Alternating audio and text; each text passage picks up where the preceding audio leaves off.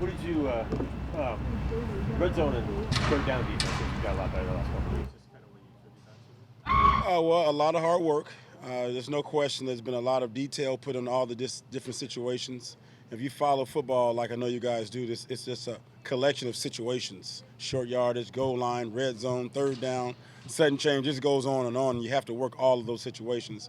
And those, the red zone and third down, those are type of situations that's points are involved. And it's about the points when you win or lose. So it's certainly an area of emphasis for us.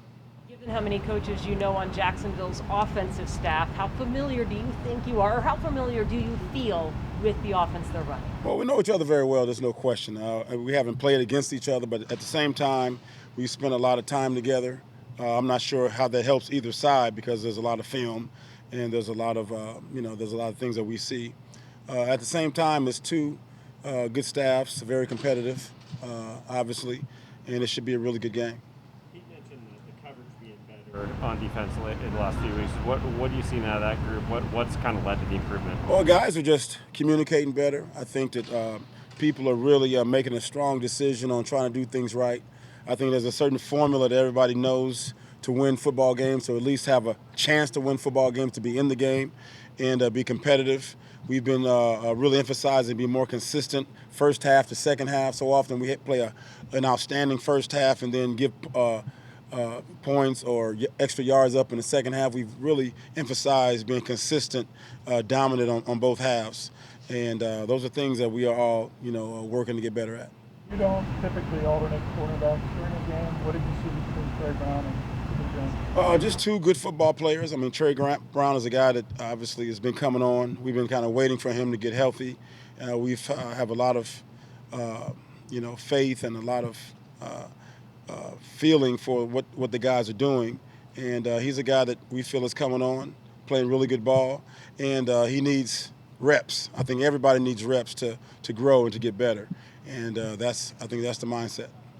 Pete said that Al Woods is playing very similar to Red Brown. Oh, that's a big name. Wait a minute. Please be careful, Pete. Oh, my gosh. Well, that means he must be playing pretty good because we all love Red Bryant. So I think I just interpret that as a big man playing big and aggressive. Al is doing a really good job. Red has been a big name in our past. So if anytime you put a name like that together, he must be big and he must be pretty good. Okay. I was going to say, with Marquise being out, does that change anything? I mean, I know he was obviously playing nickel, but he was being used as everywhere. Right. Well, he was being worked with Ugo. Obviously, Ugo he won't be having anybody to work with now, but at the same time, it'll bring someone else up to work in that spot and get a lot of reps to make sure that we're deep in that position. That would be, we're working on it in practice. How big of a luxury is that, though, to feel like you kind of have two starters in that role that right. You're not losing much if Larry... Well, you're always trying to create competition and depth. Anytime you have really good football players on the team and guys really fighting for position, that's what the competition is for, that you'll have different guys that can play in next man up. And because Ugo really stepped up, because Marquise is such a fine player, we were fortunate to have two really good players playing the same position. And so when an injury comes up, at least we have one good player left. With Jordan Brooks, what's your general assessment of him so far this season? Right, you can really see his growth. He's playing really solid football throughout. I think in young players, there's a lot of inconsistency. He's really putting that behind him. He's understanding the scheme, understanding ball, understanding how to study, and then understanding how to surround themselves with the right veterans to help him get better. And you can see it on the field. He's staying later. He's asking really good questions, studying a lot of film, and he wants to be really good. He wants to do the things that the good players do, and he's doing it, and it's working. And you see it's paying off on the field. What's that dynamic with him and Bobby like? Obviously, Bobby likes to give him a hard time, but it seems to be yeah. Bobby's been really, really good for him. I think that they both their own individuals. At the same time, they both know that they need each other. So I think that with that relationship, Bobby understands it, Jordan understands it, and they have a really good working relationship. Why aren't you seeing a little bit more production out of your edge guys rushing the passer? I'm sorry. Why aren't you seeing? Well, am I not or am I? Why are you not? I would imagine the numbers aren't where you want them to be. So why is that? Well, it's hard to say. You know, we have some really good edge people. We put them in certain situations. It's just a matter of making plays. It's a matter of beating the guy in front of you. It's a matter of getting more opportunities. But we're working on it. We're trying to improve. Things you guys are doing differently up front with having bigger bodies in the middle. How do you feel like that's worked out so far? So far, so good. I think that, you know, we have versatility. We have the ability to run. We have the ability to get big. We have the ability to rush.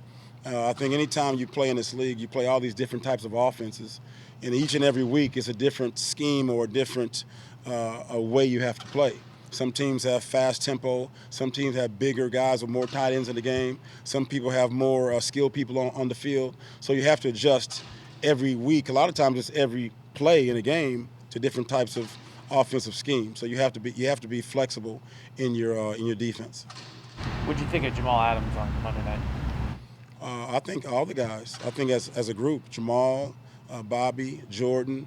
We talked about Al Woods. I think across the board, I mean, you can pull out any guy. I think as a team, the guys played well. I thought Jamal was pretty good. Pete Carroll was talking about Matt Hasselbeck coaching him 1 year, and he said that when you're a new coach coming in with some experienced guys, it can be tough kind of getting them to come along and convert them. And he said you were that way a little bit in San Francisco. What do you remember about a young Pete Carroll coming into? I don't know. I don't know if he said that, so I don't know. But the question was, how was Pete coming in? Yeah, just what's that adjustment when a new guy comes? Like, you guys obviously had a good thing going in San Francisco Right. already, and then a new coach comes in. Right. We were a very veteran team at the time, and anytime we get a new face coming there trying to act like they're running things, we're like, wait a minute, we're running this. But that was a long time ago. But Pete, as you know, he has a great personality. He knows what he's doing, and we welcome him in very well. And we've all been lifelong friends ever since. One of my former players for the 49ers, Bryant Young, is getting inducted to the 49er Hall of Fame this next weekend, and we're all going to be out there for him, enjoying that. So it's just, a big, anytime you have teammates who you've gone to war with over the years, you have a certain connection that can never be broken. You mentioned some guys needing more opportunities to rush the passer. Is Alton one of those guys? That would be nice. Yeah, I think that Alton, Darrell Taylor's, we plan on him being back, and we'd like for them all. We'd like to get sacks every time. It's not as simple and easy as it seems, but we're gonna get in our third down situations, get in our passing situations, and let them eat. Does he deserve more playing time all front? Well, if you know the roster, we have a lot of good players in the same position. So it's a matter of the rotation, getting guys out there, getting opportunities. There's a lot of players. There's Benson, there's Carlos, there's Darrell Taylor. There's so many different people you have to get out there at the same time. There's only two spots, two ends at the same time. So it's a matter of, next man up. Anything else, guys? Thank you. Thank you very much.